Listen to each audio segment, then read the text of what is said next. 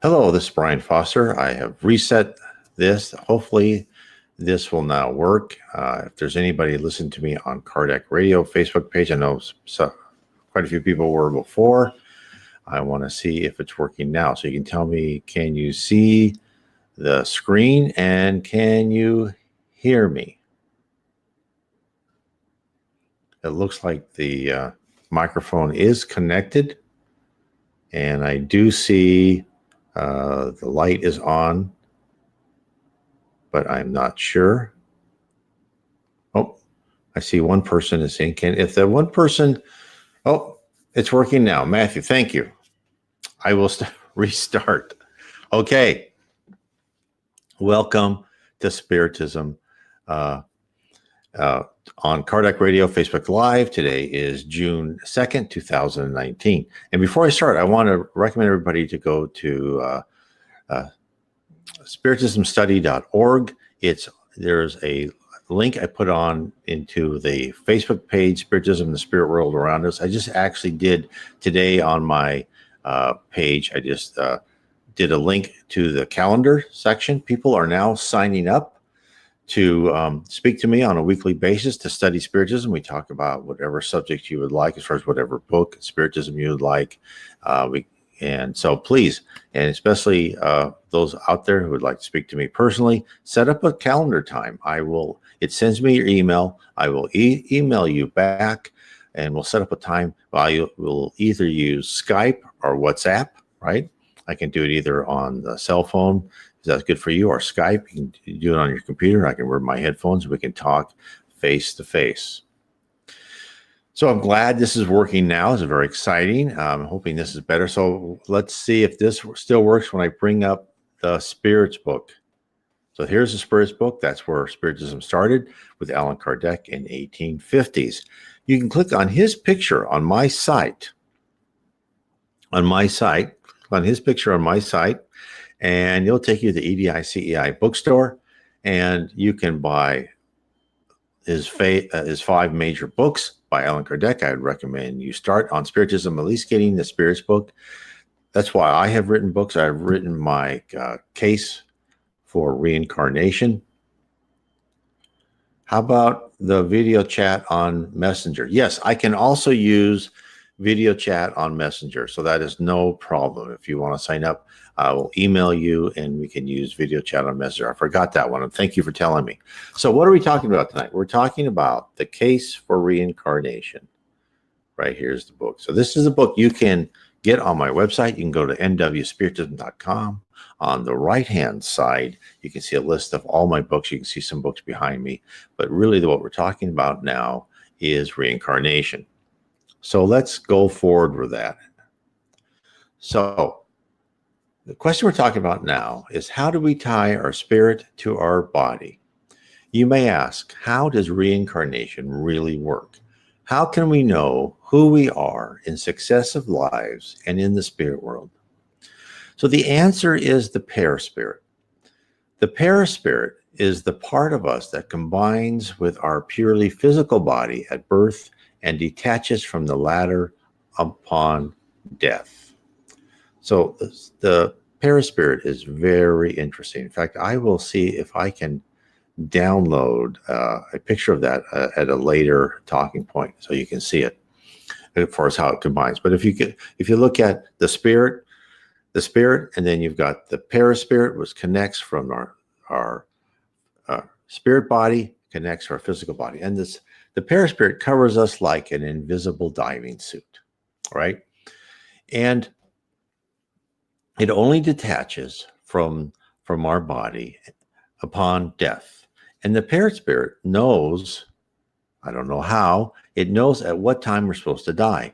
And that is why people who commit suicide or unconscious suicide, like Andre Luis, will still like maybe see their body decomposing sometimes because the paraspirit won't detach until that date. So therefore, if you leave early, you're still connected to your physical body, even though it's no longer functioning. That is why you should take care of yourself, take care of your body like a temple, because that will not detach until the time is up. So there's a lot of more detailed explanations in my book, but I'm trying to give you a quick and relatively um, summary. Now, Matthew asks, with the silver cord being the anchor point. Yes, we're going to bring this up.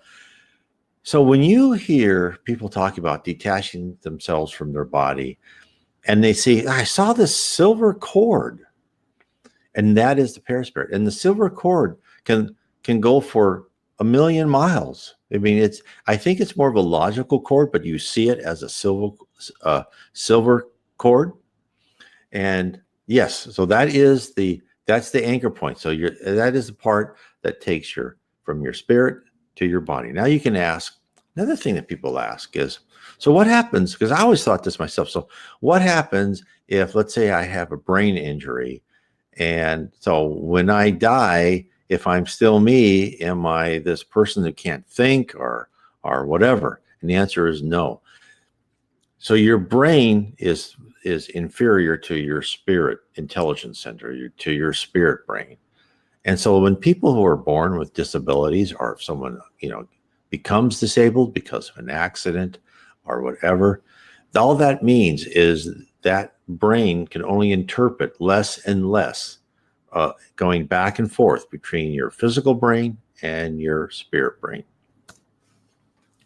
So let's talk about how this paraspirit controls our body. So in the book, Heaven and Earth by the Spirit Andre Louise, there is a quick summary of how this paraspirit controls our physical body. The corresponding passage below, what I'm going to read to you, describes a team of spirits examining a male spirit named Julio, who had poisoned himself while incarnated on Earth. Now, even as a spirit, his throat is an area of pain.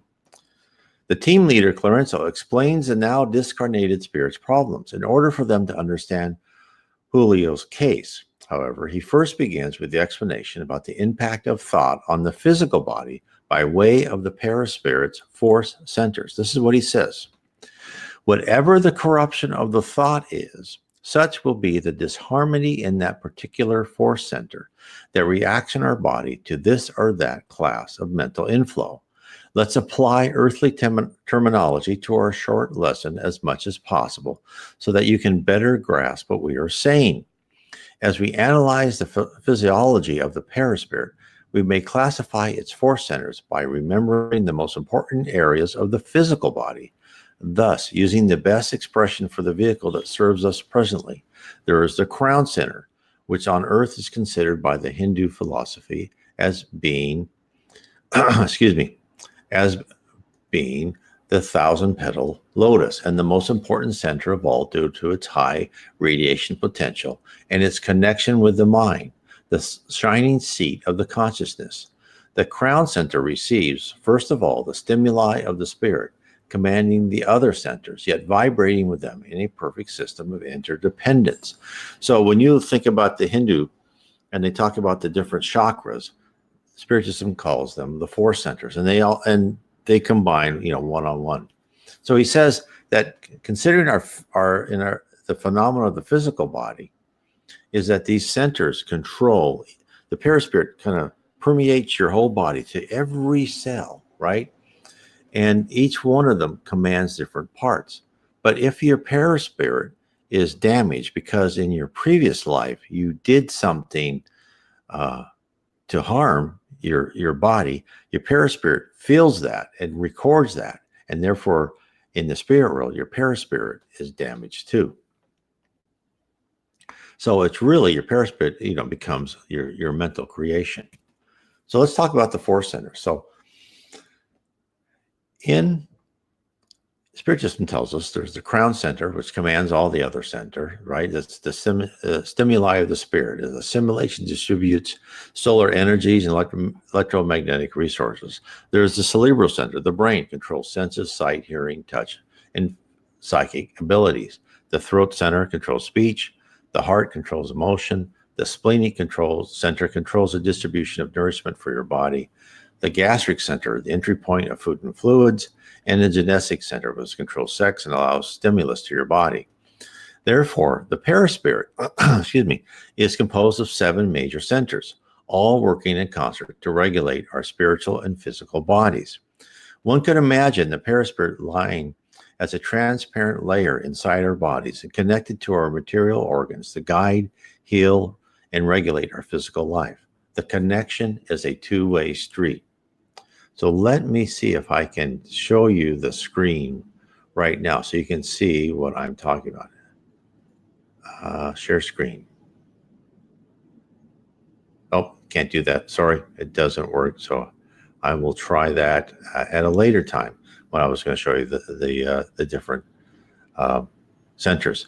And of course, in the chakras, there's the crown center, the third eye chakra, which is the psychic, the throat center, the heart, the solar plexus center, the splenic chakra, I should say, and the root chakra.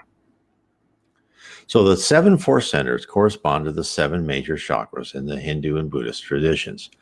And chakra are energy points in the subtle body, which is really the perispirit. So hence, the Eastern religions knew of the vehicle that contains our spirit while we are here in the physical world. They understand that we were but travelers here on earth, taking our turns, living as dense matter, so that we may partake of physical life, what has been assigned to us. So what happens in the next life when one center is affected?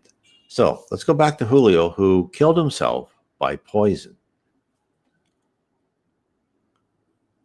What's this? Yes. Oh, okay. So the spirit manager explains to Andre Luis how he will repair his pain and his wrong of suicide. This is what he says: when acts contrary to the divine law, our mind harms the harmony of any one of our soul's force centers.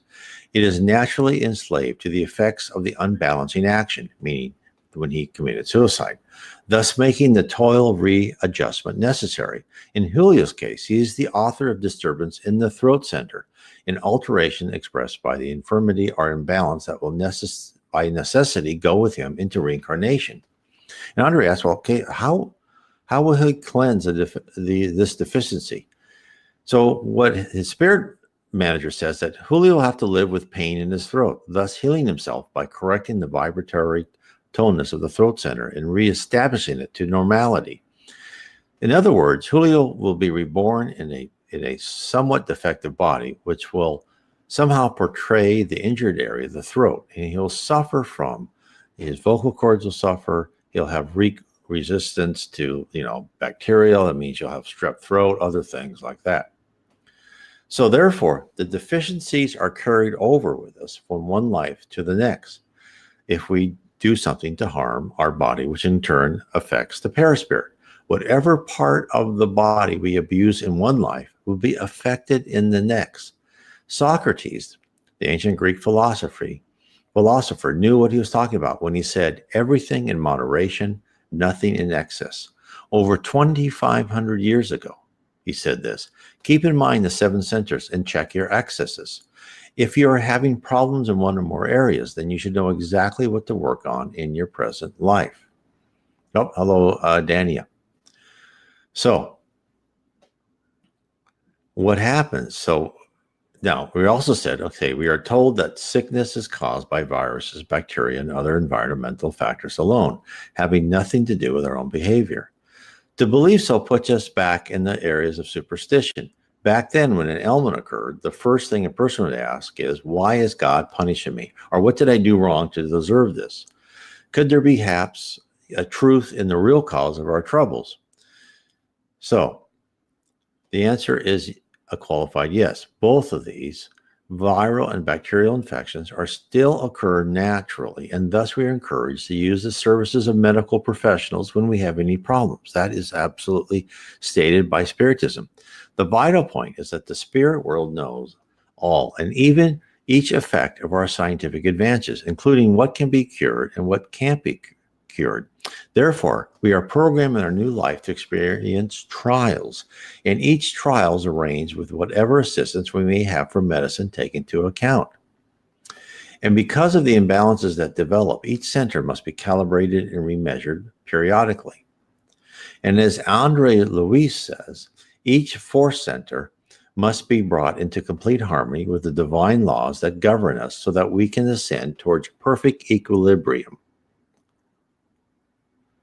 So Betsy says, let me see, says, if someone shoots you in the head, your paraspirit brain is damaged, your paraspirit, and therefore you will reincarnate with brain problems. No. So that's a great question.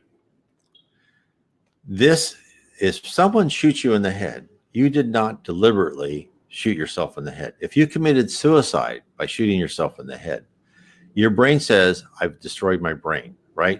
And then it goes through your spirit, your paraspirit, and it says, I've destroyed my brain. So you have set up this visual picture in your own mind of that you've just shot yourself and you've scattered your brain. And in fact, Spiritism tells us that many people who come with severe disabilities are those who committed suicide by shooting themselves in the head. But this is the important thing. Let's say you're in a car accident, right? And you get crushed, right? Or you are someone like Betsy said, someone shoots you in the head. Your mind had no idea. You did not deliberately think, oh, I'm gonna, I hope this guy shoots me in the head. No. So therefore, your life is ended. And most probably it ended at the time it should have by being shot in the head by someone else. But you did not think that. And therefore, there is no effect on your paraspirit. And that's a great question. And I'm glad you asked that. So it's something that you have to mentally discharge yourself. So the important thing is when during our life on earth, right, and we persist in the areas of selfishness and other wrongs and other things we do, the effect carries on in our paraspirit. Whatever we did incorrectly will harm one or more of our force centers. So did we, take drugs too much? Did we, destroy our liver by alcohol? And that will hurt the harmony of our paraspirit. So our next life, we may have some sort of infirmity. In fact, what Clarenzo says, who's Andre Luis's spirit manager, says, infirmity as disharmony of the spirit continues on in the paraspirit. Known diseases, in addition to others that have escaped human diagnosis, will persist for a long, long time in the tormented spheres of the soul, leading us to readjustment. Pain is a great blessed remedy. It educates, it re-educates our mental activity, restructuring the pieces of our instrumentation and policing the anemic centers that our mind uses to develop itself on the journey toward the life eternal. So what we learn in the next life is we are given lessons, right? And when we are in error for something we've done, we endure discomfort.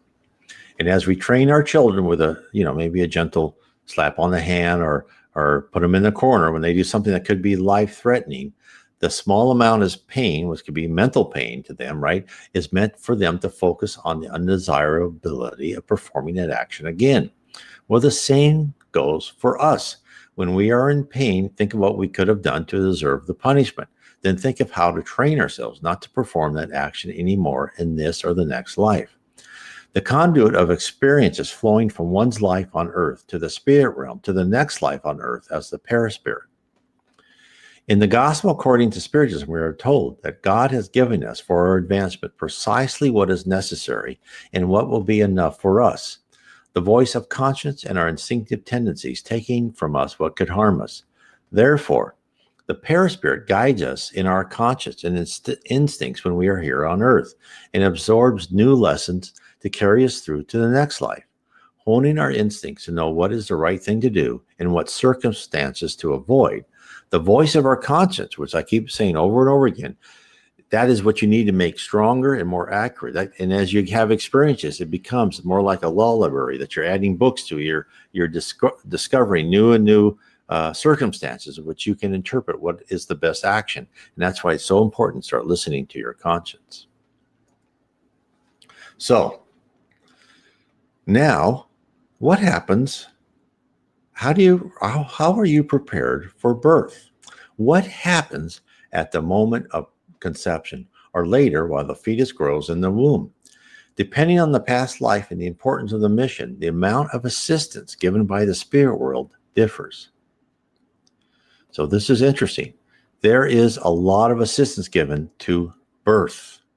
Just as there is assistance, as I'll talk about later, when you pass on and you're done with your physical body, there's a spirit assistance to birth to some of us, right? Others could just be a natural birth.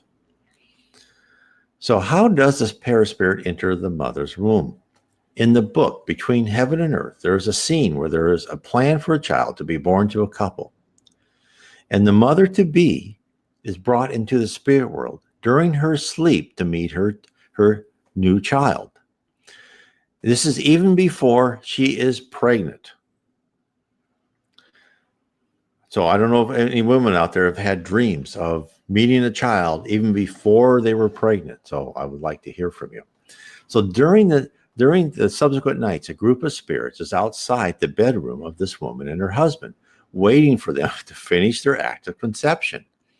Then when the couple has fallen asleep, when they've had intercourse and the sperm is coming to the egg, there are spirits around the woman's body.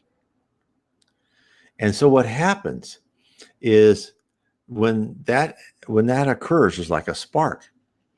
And so then the spirit of the mother, it may not be conscious, she starts concentrate on her child that she has met before for intercourse or conception occurred. And then the mother and as she's asleep because when you're asleep, you can go in the spirit world. She into the new child, the soul that's coming into the embryo, the fertilized embryo, starts surrounding that small cellular embryo and starts becoming inside. First, he connects himself to the mother, and then he shrinks until he actually becomes inside the mother. So then he also said, now he's seen and he says, I don't see a large number of technicians at this conception, because he just saw that happening, and he saw the spirit just completely, make itself smaller to get into the embryo, the fertilized embryo. But then what his team leader says, when he asks, why aren't there more spirits around helping? And he says, well, Julio's reincarnation, which is the baby boy, won't require any special attention from our spirits. Just, it was more of a birth that Julio was reincarnated. It is an experimental descent into the area of dense matter, and is of interest only to himself and his family members. However, this is interesting now, if his life was meant to influence society as a whole, and if he were the holder of indisputable merit with responsibilities towards others, the matter would be quite different. Forces of a higher order would be mobilized to interfere with his chromosomes to ensure that the embryo would be suitable for its mission. Now, understand what I just said. The extent of guidance of the spirit realm into the affairs of our earthly existence is remarkable. The process of a normal reincarnation, where a spirit is re-entering the world to learn and to atone for past wrongs, is a thing of beauty.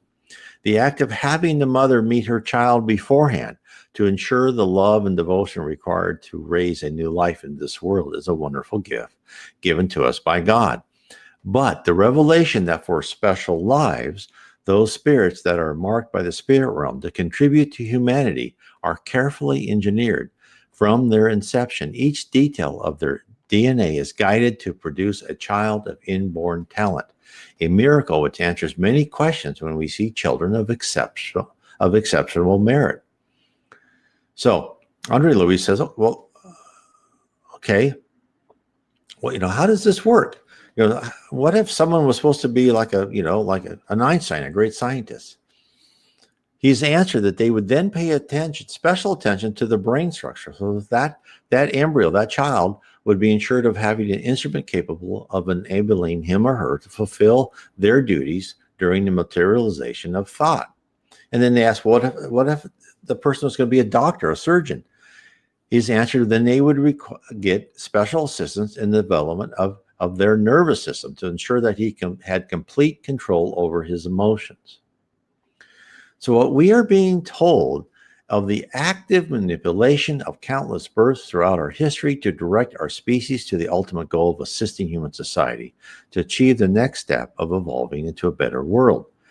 How like children we are. We don't see this. We don't know this. That has all been revealed to us, starting with Allan Kardec in the 1850s. We are being gently directed into our paths for our own good, all the while clueless and absorbed into our own selfish existence. So, therefore, each of us comes in this world. Some of us may have been assisted by other spirits, right? Some of us may have been affected by our lives before. And so there's all these factors that come in there. And then you have these factors of your birth, right? And then you also have the factors as you're a child and you become an adult, you're living through pre-existing trials. So what we're doing is we're reincarnating and we're starting from a new start. Now let's talk about childhood. So now that we know how the paraspirit is placed in the fetus, we need to explore how childhood evolves. So do we remember who we were, what we did, why we must endure childhood? How do we keep our individuality through the first stages of our life? Again, this process is fully explained by Spiritism. And additionally, Spiritism answers such questions as, if God is all powerful, why must infants and children first, right? Why do we have to be children first? If we are truly need to come to earth to learn from our past mistakes, wouldn't it be easier to come as an adult and start the process? So let's examine which Jesus told us in Matthew chapter 11, verse 25. At the time, Jesus said, I praise you, Father, Lord of heaven and earth, because you have hidden these things from the wise and learned and revealed them to little children. Yes, Father, for this was your good pleasure. Now, as with many passages in the Bible, this could be interpreted in different ways. According to the doctrine of Spiritism, the most likely answer is that little children represent our humble aspect. As children, we looked up to our parents, gladly taking in what they offered us, without question and with the trust of innocence. This is different from the stage of being a teenager, questioning everything and secretly or not so secretly, depending on their mood, thinking that they know best and everyone else is irretrievably stupid. Hence, we should accept the word of God as children, accept the word of their parents. We should have faith that this love will see us through and that we shall become wiser with age, while the foundation of our moral code is strong, stable, and everlasting. What was hidden from the wise and learned? First, the attitude of humility, the recognition that we have little knowledge, that we always have more to learn. Children instinctively know this. They know they always make mistakes. Next, that the fact that the universe does not rotate around us. As adults, some of us feel that way. I know I did. But that we must be givers and not the takers. Lastly, that love is a powerful force that doesn't bloom in a field of pride and selfishness. And how many of the wise and learned and others understand this? I'm sad to say it took me a very, very long time. So how does the spirit world set us up to learn and grow in responsible and respectful humans? So when we reincarnate, we are not allowed to remember our past lives or our time as a spirit. To determine why this is so, let's examine the case of a spirit who was reincarnated with the ability to remember past lives. In the book, The Messengers, psychographed by Chico C. Xavier, dictated to him by the spirit Andre Louise, Andre talks about he encounters a person who completely failed in his mission on earth. And his name was Joel. And this is what he told Andre Louise, why he failed. He said, my failure was not because of too much sensitivity, but because of how I used it, as I understand now. God allows some individuals to have superior sensitivity so they can use it as a tool, a kind of powerful magnifying lens that helps them see the right course of life for themselves and others they are supposed to help. This extra sensitivity can help perceive life's path, identify dangers and shortcuts, and clearly see obstacles. Instead of using the gift in that way, all I did was use it to satisfy my warped curiosity about myself. To fulfill my role of helping others, My expanded perception included the ability to remember my past lives. Most people can't recall their own past, and for good reasons. In my case, I was supposed to use that knowledge in my service to help others, not to obsess about it, and that's where I failed. I began to obsess about previous existences in which I'd been Monsignor Alejandro Pizarro, who participated in the last years of the cruel Spanish Inquisition. That's when I started misusing the spiritual magnifying lens I told you about. The excitement of the sensations was inebriating. It was as if I was addicted to drugs or alcohol, and I neglected all of my previously accepted responsibilities. I started spending all my time trying to locate the people who had been my companions during my time centuries before as a religious man. I forced myself to find each and every one of them in space and time, reconstituting their biographical sketches, completely ignoring the work I was supposed to do. So I spent my life in this fashion, going from revelation to revelation, sensation to sensation. I, who had reincarnated with the unusual ability to remember in order to be useful, transformed my gift into a tool of addiction. I had thrown away an opportunity to redeem myself, and I lived tortured by intermittent bouts of hallucinations. The misuse of my sensitivity generated an imbalance in my mind so that I became painfully unstable. So now this is a perfect example of what could happen when we know too much and are unable to focus on what we need to learn. Imagine sitting in a classroom with a TV blaring, showing you scenes, in your mind, showing your scenes from your previous existence, while your teacher tried to show you the basic facts of algebra, which you think, oh, I've learned that before. I'm not going to listen to that. Because you know everything, one could not possibly possess the mental force to concentrate on that valuable lesson, especially if you'd had some type of mathematical background before and tried to merge it with what you're learning at the present time.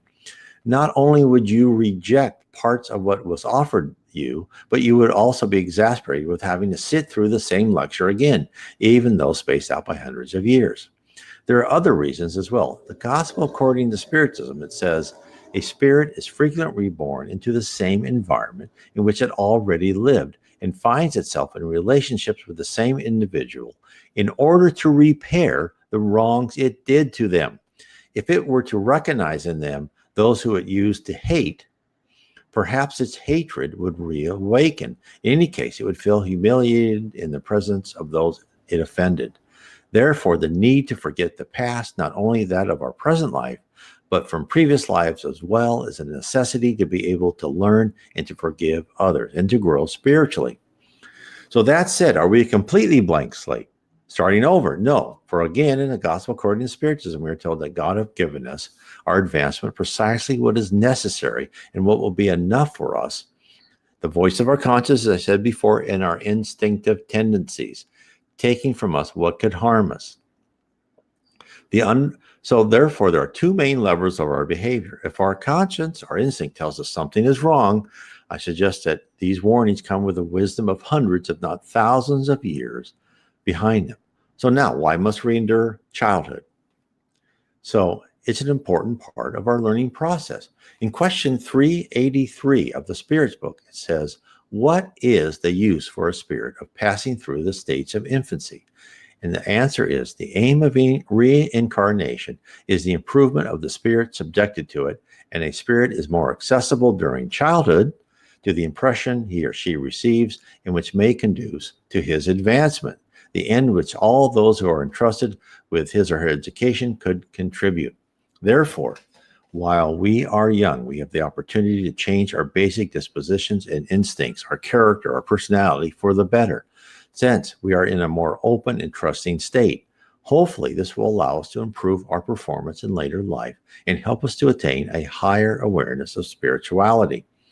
This point is reinforced by the following statement later in the Spirit's book. This is what they say. The weakness of corporeal youth tends to render them more pliable, more amenable to the counsels of those whose experience should aid their progress. It is thus that evil tendencies are repressed and faulty characters are gradually reformed. So what more does one need to fully understand the significance of being good parents? Our first mission on earth is to create a loving and enriching atmosphere for our children. It is our duty to supply the structure, morally and physically, to give our children the best chances for a successful life. Now, the question may be, Why do we see some examples of horrible parents? Why does God allow this? The Spirit Books supplies the answer in question 891. Since material affection is a natural sentiment, why is it that mothers often hate their children, and even in some cases before birth? And this is the answer. The absence of material affection is sometimes a trial chosen by the spirit of the child, or an expiation for him or her if they had been a bad father or bad mother or bad son in some previous existence. In all cases, a bad mother can only be the incarnation of a bad spirit who seeks to throw obstacles in the path of the child in order to make him or her succumb in the trial they have chosen. But such a violation of the laws of nature will not remain unpunished, and the spirit of the child will be rewarded for surmounting the obstacles thus thrown in their way. So, when does this phase of childhood innocence end? So, the answer is slightly variable, as shown by this passage in the Spirit's book about when a child starts to be more influenced by past experiences. This is what they say. But when children no longer need this protection, this assistance would have been given them during 15 or 20 years, their real character and individuality reappears in all of its nudity. He who is really good remains good, but even then his character reveals many traits and shades that were hidden during his early years. Therefore, it is not just teenage rebellion that is occurring, but a real reawakening of a person's true character.